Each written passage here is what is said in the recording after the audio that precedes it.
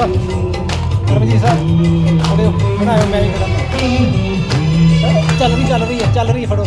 काले गोरे का भेद नहीं, हर दिल से हमारा नाता है।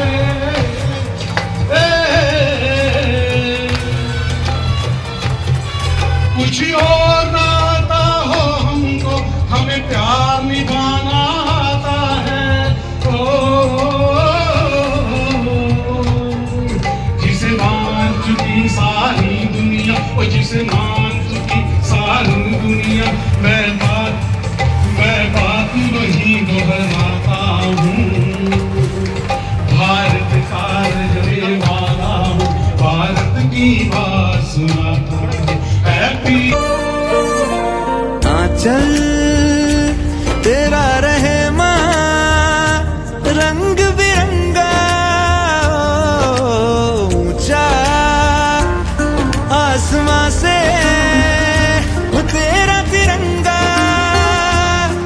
जीने की इजाजत दे दे या हुक्म शहादत दे दे, मंजूर हमें जो भी तू चुने। रेशम का हो मधुशाला या कफन सिपाही वाला, ओढ़ेंगे हम जो भी तू बुने। ओ देश मेरे तेरी शान पे सब।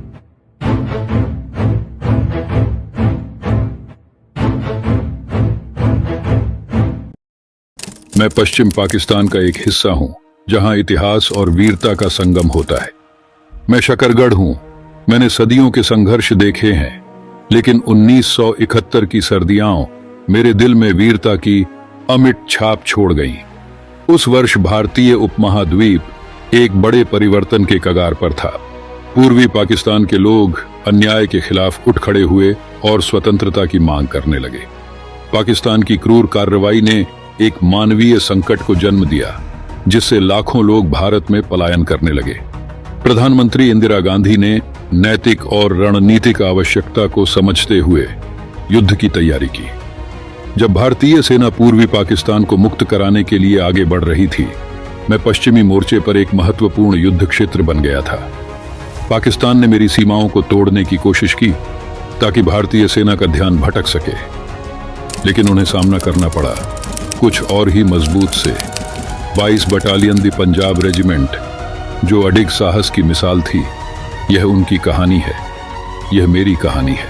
3 दिसंबर 1971 इस दिन पाकिस्तान की वायुसेना ने भारतीय हवाई ठिकानों पर हमला कर पश्चिमी मोर्चे को आधिकारिक रूप से खोल दिया।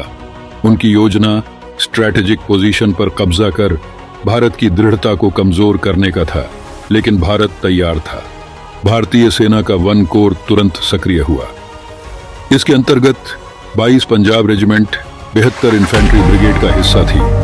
उनका मिशन स्पष्ट था, दुश्मन के कब्जे वाले क्षेत्रों में गहराई तक घुसना, मजबूत ठिकानों को नष्ट करना और चक अमरू जैसे महत्वपूर्ण स्थानों को सुरक्षित करना। 5 दिसंबर तक 22 पंजाब के जवान अंतर्राष्ट्रीय सीमा पार कर चुके थे। उनका संकल्प अडिग था, उनका साहस बेमिसाल था। 22 पंजाब के कमांडिंग ऑफिसर ने ऑपरेशन को 4 फेज में विभाजित किया था। पहले फेज में ऑपरेशन का उद्देश्य ब्रावो कंपनी द्वारा सुखमल पोस्ट पर कब्जा करना था। दूसरे फेज में चार्ली और डेल्टा कंपनी द्वारा एक साथ सुखमल गांव पर कब्जा करना शामिल था। तीसरा फेज, इस फेज में चक अमरू रेलवे स्टेशन पर चार्ली और अल्फा कंपनी को कब्जा करना था। चौथे और अंतिम फेज में चक मरियाल का कब्जा अल्फा और ब्रावो कंपनी को सौंपा गया। उनका पहला लक्ष्य था सुखमल रेंजर्स पोस्ट, एक निगरानी का अहम केंद्र। यह स्ट्रैटेजिक ठिकाना दुश्मन को भारतीय गतिविधियों की निगरानी का मौका देता था। शाम 6:45 पर ब्रावो कंपनी ने अंधेरे में अपना मूव शुरू किया। रात 9 बजे उन्होंने इस पोस्ट पर धावा बोल दिया और दुश्मन को परास्त कर दिया। दुश्मन अपने हथियार और उपकरण छोड़कर भाग निकला। इस जीत ने दुश्मन की निगरानी क्षमता को पूरी तरह से नष्ट कर दिया था। इसके बाद 22 पंजाब तेजी से सुखमल गांव की ओर बढ़ी। यहाँ चार्ली कंपनी के मेजर जसवाल और डेल्टा कंपनी के मेजर सुखदेव सिंह के नेतृत्व में दुश्मन को घेरने के लिए एक साहसिक रणनीति अपनाई गई। कुछ ही घंटों में एक गांव और इसके मजबूत ठिकाने भारतीय सैनिकों के कब्जे में आ गए। चक अमरू का निर्णायक ऑपरेशन दिसंबर 8 की सुबह 5:30 पर ब्रावो कंपनी के मेजर अजीत सिंह के नेतृत्व में शुरू हुआ। रास्ता बेहद खतरनाक था, सामने माइनफील्ड और लगातार दुश्मन की मशीन गन से गोलीबारी। 92 फील्ड रेजिमेंट की तोपों और 7 कैवलरी के टैंकों की मदद से भारतीय सैनिक आगे बढ़े। माइनफील्ड पार करते ही लड़ाई और तीव्र हो गई। दुश्मन अपनी स्थिति बचाने के लिए गुत्थम गुत्था की लड़ाई करने लगे, लेकिन दोपहर 3:10 तक चक अमरू का किला गिर चुका था।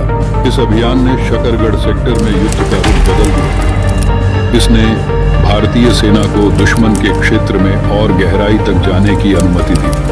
उन्होंने सुकोचक और शाहबाजपुर जैसे स्ट्रैटेजिक ठिकानों पर कब्जा किया, खतरनाक माइनफील्ड को पार किया और दुश्मन की लगातार आर्टिलरी फायर का सामना किया।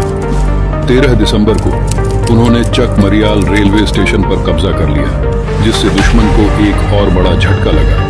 17 दिसंबर तक सीज फायर की घोषणा हो गई थी, लेकिन तब तक 22 पंजाब के जवानों ने मेरी भूमि पर एक अमिट छाप छोड़ दी। 7 दिनों के संघर्ष में 22 पंजाब ने 90 वर्ग किलोमीटर का क्षेत्र और 50 से अधिक गांव मुक्त कराए। उन्होंने 2 रेलवे स्टेशन और कई महत्वपूर्ण स्थानों पर कब्जा किया, लेकिन यह विजय बलिदानों के बिना संभव नहीं थी। लांस हवलदार दिलबाग सिंह ने 6 दिसंबर को शाहबाजपुर के पास भारी गोलीबारी में माइनफील्ड क्लियर करते हुए अपने प्राण न्यौछावर कर दिए। उन्हें मरणोपरांत वीर चक्र से सम्मानित किया गया।